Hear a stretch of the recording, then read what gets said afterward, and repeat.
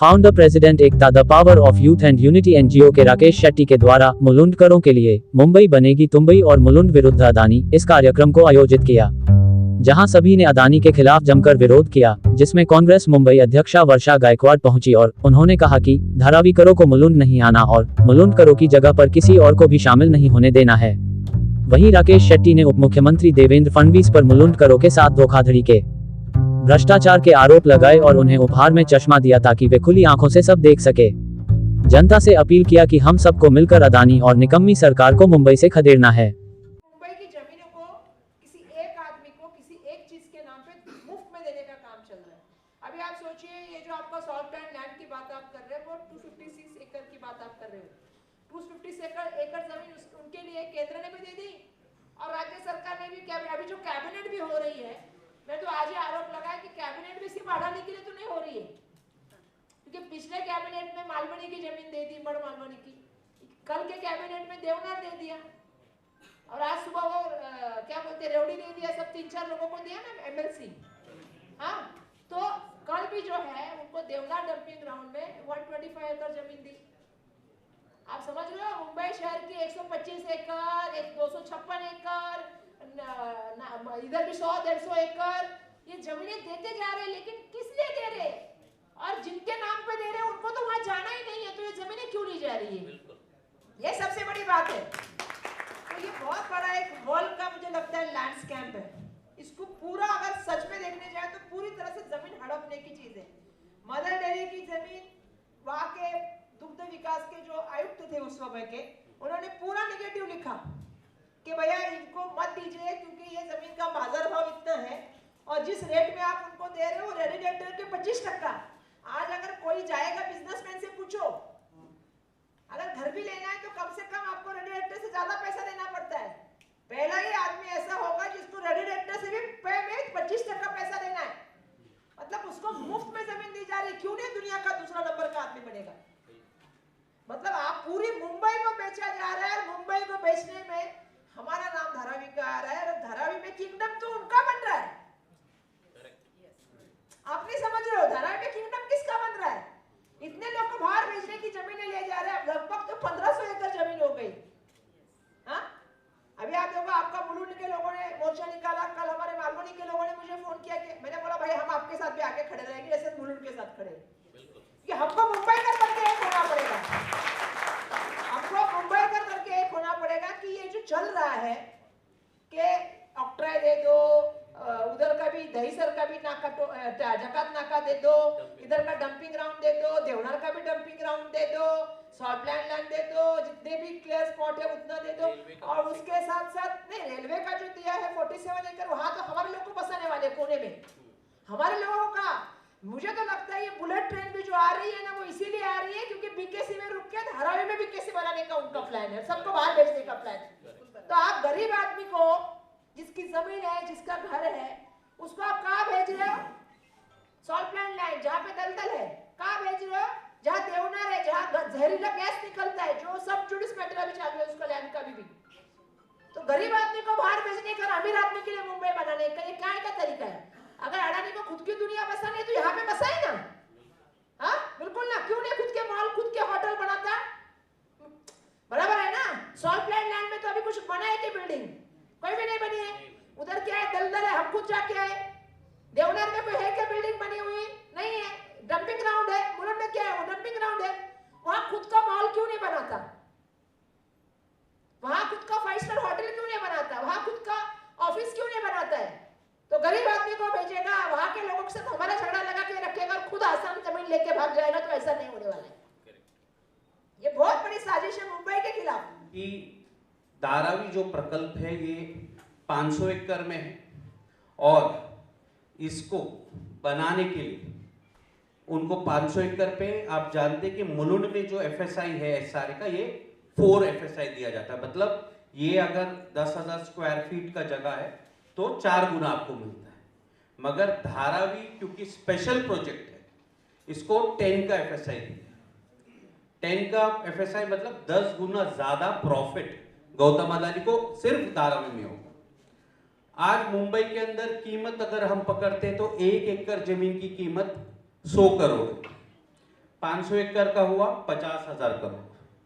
50,000 करोड़ की जमीन गौतम अदानी जी को 500 करोड़ में इन्होंने 5,000 करोड़ में दे दी। मतलब 45,000 करोड़ का नुकसान।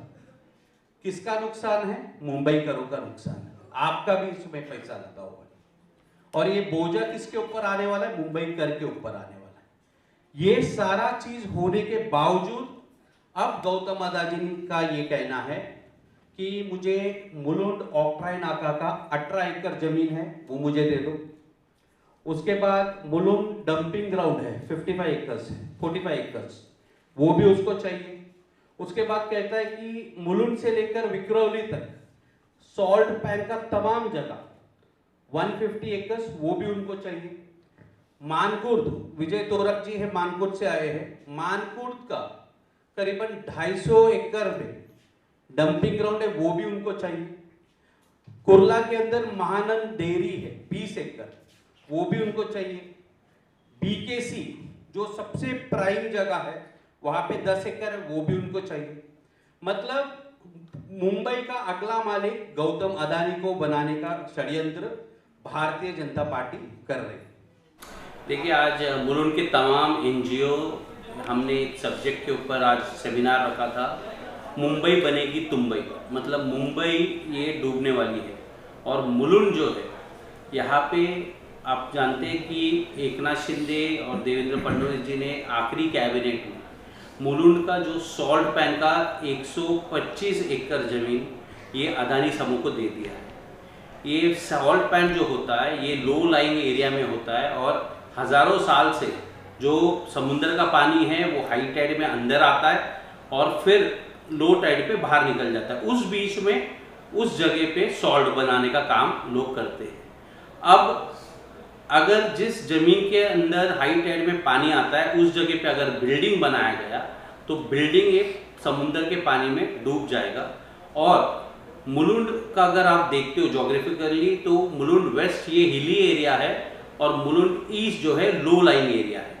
बीएमसी ने जो 74 पोन मतलब मानसून पोन फ्लडेड एरियाज में मुलुंड ईस्ट भी आता है।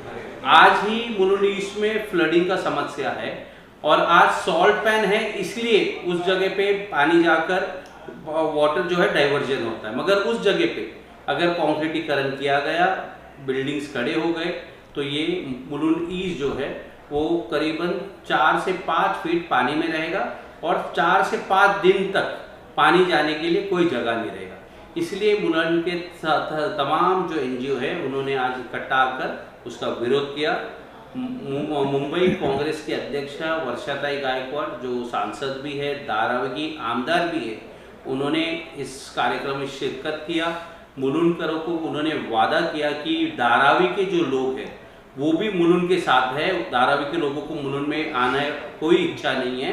धारावी के जो लोग हैं वो धारावी में ही बसना चाहते, वहीं पे उनको उनका घर चाहिए और इसलिए कार्यक्रम रखा गया और बहुत ही सक्सेसफुल कार्यक्रम रहा और मुलुंड के तमाम अलग अलग एनजीओ ने इस पर शिरकत की। सर, जिस तरीके से आज चुनाव आयोग द्वारा डेट भी डिक्लेयर कर दिया गया है, किस तरीके से कांग्रेस की तैयारी रहेगी और खास करके आप मुलुंड और यहाँ के रहवासियों में काफ़ी लोगों की पसंदीदा एक शख्स हैं, तो किस तरीके से काम करेंगे उनके लिए और चुनाव में किस तरीके से आपको देखा जाएगा?